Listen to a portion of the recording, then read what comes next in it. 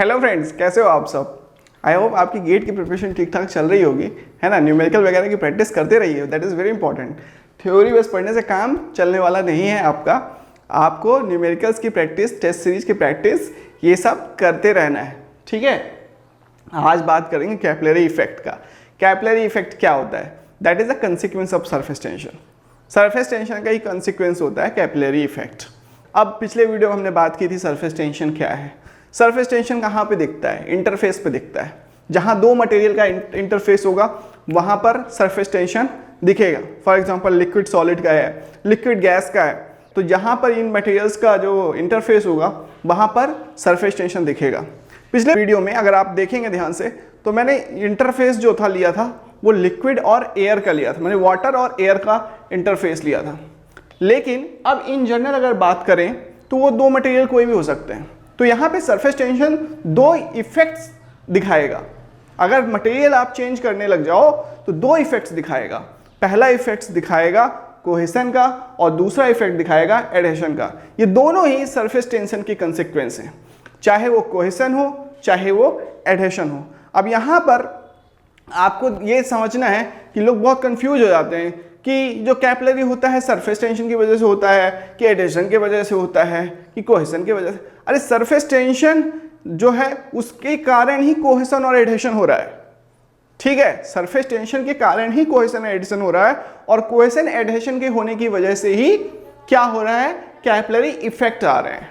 ये चीज समझ में आ पा रही है? अब कोहेशन और एडहेशन क्या है, चलिए उसको समझ लेते हैं। कोहेशन क्या होगा? जब मॉलिक्यूलर फोर्स, किसी भी लिक्विड के जो इंटरमॉलिक्यूलर फोर्स होते हैं वो ज्यादा स्ट्रांग होते हैं compare to the intermolecular force between the two materials. मान लो वाटर लेते हैं और वाटर को वैक्स की एक सरफेस है, उस पे अगर अपन ने पोर कर दिया तो क्या होगा? जो वाटर के इंटरमॉलिक्यूलर फोर्स होंगे वो ज्यादा स्ट्रांग होंगे कंपेयर टू वाटर और वैक्स का जो इंटरमॉलिक्यूलर फोर्स होंगे। तो वहां पर क्या होगा? कोहेसिव फोर्स होगा। बात मेरी समझ में आ रही है? अब उसी वाटर को अगर आप ग्लास में अगर आप रखोगे तो ग्लास और वाटर का जो इंटरमॉलिक्यूलर फोर्स होगा वो ज्यादा स्ट्रांग होगा कंपेयर टू द वाटर का इटसेल्फ जो इंटरमॉलिक्यूलर फोर्स है। तो वहां पर एडहेसिव फोर्स डोमिनेंट होगा। यही सेम एग्जांपल आप अगर इसमें समझें, मान लीजिए कि एक ग्लास की प्लेट्स है, एक लिक्विड है वाटर, ये जो ऊपर वाला लिक्विड है ये है वाटर, और ये नीचे वाला लिक्विड है ये है मान लीजिए मरकरी। दोनों ही ग्लास की प्लेट है। आपने एक फ्री सरफेस से क्या किया? वाटर की ड्रॉप छोड़ी तो वाटर की ड्रॉप इस तरीके से फैल जाएगी, इस तरीके से फैल जाएगी। क्यों फैलेगी इस तरीके से? क्योंकि यहां पर एडहेसिव फोर्स डोमिनेंट है।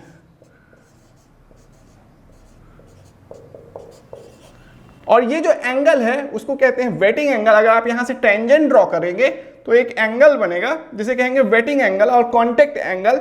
ये theta, this will be less than 90,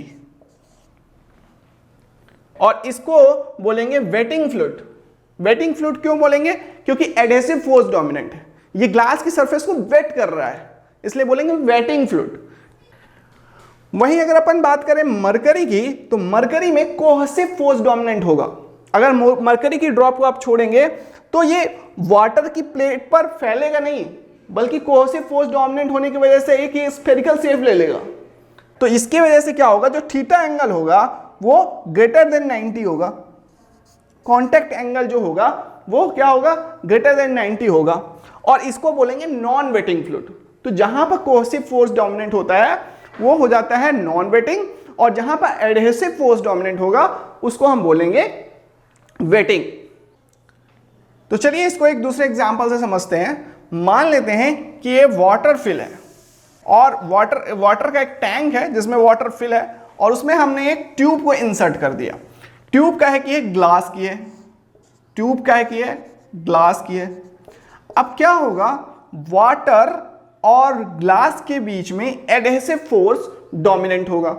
अब जिसकी वजह से वाटर ट्राई करेगा इसके इस जो ग्लास की सरफेस है उससे चिपकने का, ठीक है, और उस चिपकने के चक्कर में वो चिपकते चिपकते चिपकते राइज हो जाएगा।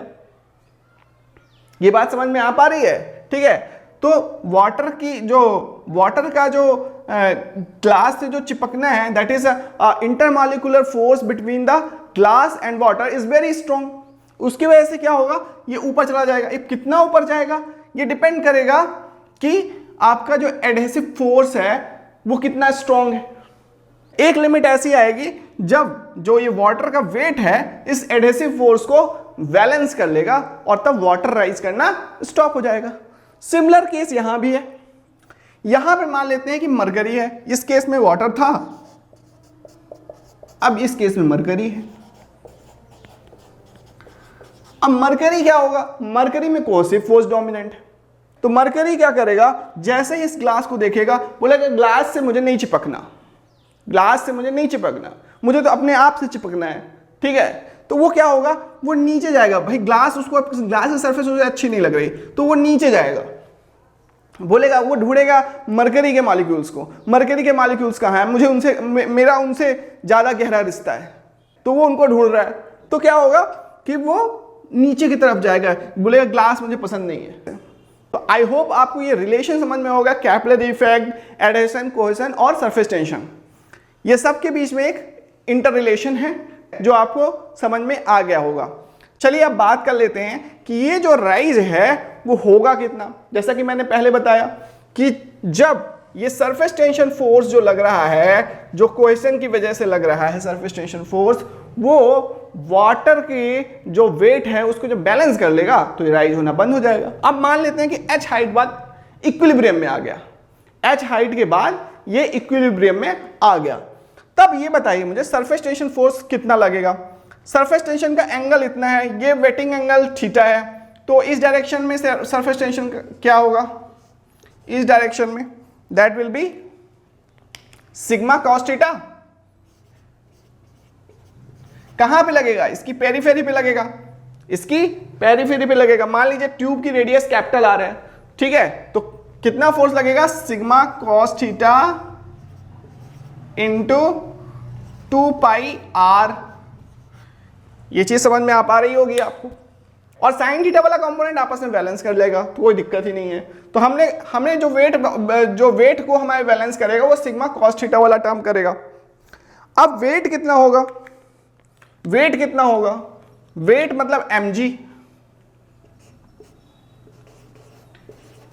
m क्या है, m mass, rho into volume into g। Volume क्या होगी, ये पूरी वॉल्यूम, इसी को तो सरफेस टेंशन बैलेंस कर रहा है, ये पूरी वॉल्यूम, वो कितनी होगी, pi r square into h. जो सिलेंडर की जो वॉल्यूम आपने पढ़ी है ना, वही वाली, rho into pi r square into h. अब यहां से अगर आप h निकालने के लिए जाओगे, h विल बी, अब देखो ये होगा 2 सिग्मा कॉस थीटा 2 पाई, 2 पाई में 2 तो निकाल दिया, पाई और आर बचा। अब यहां भी पाई और आर है, ठीक है, तो उससे कैंसिल हो जाएगा, एक आर बचेगा। 2 sigma cos theta upon r and एक रो बचेगा, 2 sigma cos theta upon rho, और यही बचेगा ना। देखो पाई से पाई कैंसिल हो गया, आर से आर कैंसिल हो गया, ठीक है, और जी, यहां पे एक जी भी टर्म होगा, दैट इज जी। तो इसको ऐसे लिख सकते हो, H is equal to 2 sigma cos theta upon rho g r. So that is the height, that is the height up to which that fluid will rise or water will rise। तो ये एक expression आ गया जो कि gate में बहुत ज़्यादा पूछा जाता है। तो इस तरीके से आपको कैपिलरी इफेक्ट, एडहेशन, कोहेशन और सरफेस टेंशन, ये बातें आपको क्लियर हो गई होंगी। Thank you.